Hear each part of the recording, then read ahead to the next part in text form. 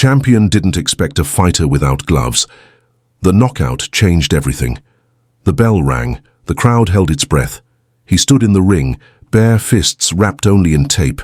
No gloves, no armor, just skin and bone. Across from him, the champion smirked, gloves shining under the bright lights. A heavyweight with decades of training, millions in backing, and a reputation for crushing anyone foolish enough to face him. "Where are your gloves?" the announcer whispered, disbelief cutting through the roar. He didn't answer. He didn't need to. Every eye was on him, waiting for the inevitable.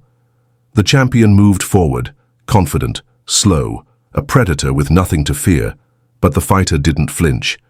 He remembered the nights without money, the silent hours training in empty gyms, the sting of rejection. He'd come this far with nothing but his hands and will. Then, in a blur, he struck. The crowd gasped as the champion staggered, the first punch barehanded to land a knockout. In decades, how did he do it? How could someone with no gloves take down a champion, and more importantly, what was he fighting for? He grew up in a neighborhood where dreams were expensive and failure was cheap. Money never stretched far, and gloves, real gloves, were a luxury he couldn't afford. His hands were scarred, knuckles raw from punching bags wrapped in duct. Tape or worn-out tires. Every bruise told a story, every cut was a lesson. His father left when he was young, leaving behind empty promises and debts. His mother worked double shifts, her hands rough from labor, but her eyes soft with hope for him. He promised himself he'd make it, not just for glory, but to prove something to the world, to prove something to himself. Training meant early.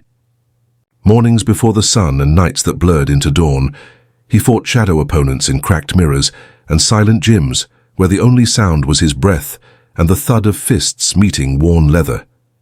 Every strike was fueled by hunger, hunger for respect, for escape, for a better life. He knew the odds were stacked. Champions were born with sponsorships, coaches, perfect gear. He had none of that. But he had heart, and something sharper, desperation.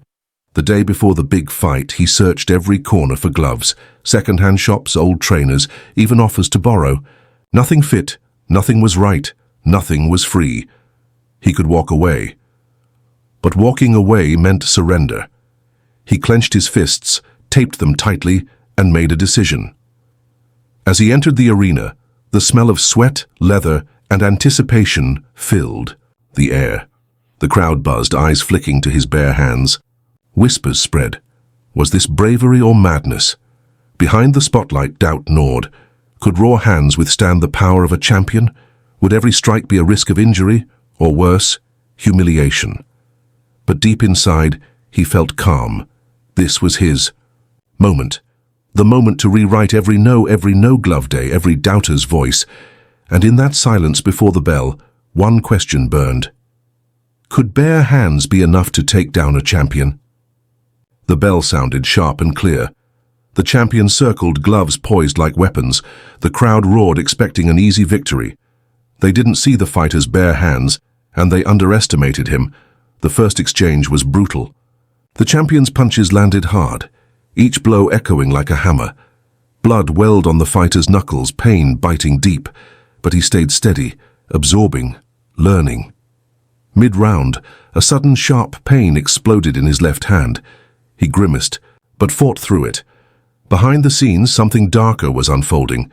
His coach, a man he trusted like family, whispered urgently before the fight, "If you lose, this is over. No more chances." The sponsor pulled out, "You're on your own." The fighter's heart sank. He was not just fighting the champion. He was fighting a system rigged against him. Then, halfway through the match, a hard jab caught him off guard. His hand cracked painfully, sending a shockwave up his arm. He faltered. The champion smelled blood, pushed harder. In the crowd, a figure watched intently, his own brother, eyes cold. The brother had long resented him, jealous of his passion, his grit. Years ago he walked away, chasing a life free of struggle, leaving the fighter alone. Now he was here, among the champion's backers.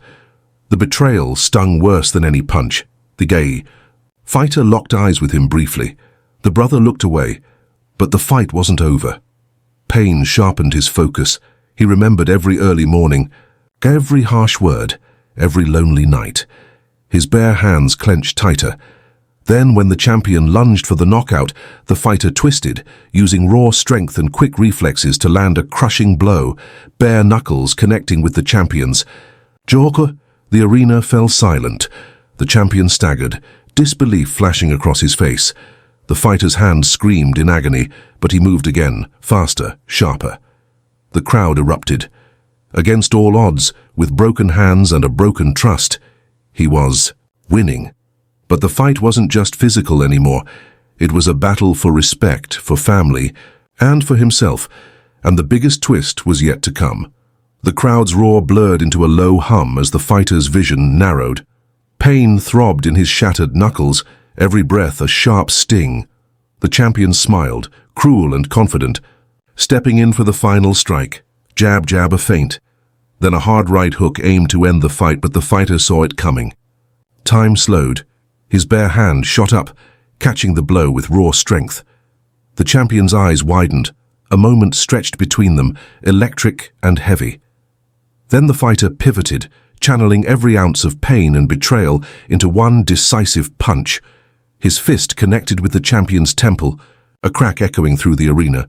The champion's knees buckled, his body folding like a collapsing tower. Silence. The referee's count began. 1, 2, 3. The crowd erupted, disbelief and awe flooding the air. But the fighter didn't celebrate. He sank to his knees, hands trembling, blood dripping down like silent testimony. In the stands, his brother's face drained of color. No cheers, no pride, just regret. The fighter's eyes met his brother's once more. This was more than victory. It was a reckoning. The choice had been clear all along: walk away and accept defeat, or fight bare-handed against the impossible. He chose fight. And in that choice, he shattered not only his opponent, but the chains holding him back. As the crowd chanted his name, he whispered to himself, "This is only the beginning." Because some battles aren't won with perfect gloves or fame. They're won with bare hands and unbreakable will. The arena emptied, but the echoes of the fight lingered in the air, like a storm that had passed, but left everything changed. His hands throbbed painfully, swollen and bruised, reminders of every punch thrown and every barrier broken. He sat alone in the locker room, sweat mixing with blood, mind racing through every moment. Victory tasted bitter and sweet. He had beaten a champion, but the fight wasn't over. Not in the ring and not inside himself. His brother's face haunted him, the silence louder than any cheer. The distance between them felt wider now, built on years of pain and secrets. Forgiveness wasn't simple, and maybe it never would be. Yet beneath the exhaustion, a flicker of hope remained. He had proven that courage didn't come wrapped in gloves or gold. It came from the fight inside, the refusal to surrender. As he looked down at his bare, battered hands, he whispered, "This is just the start."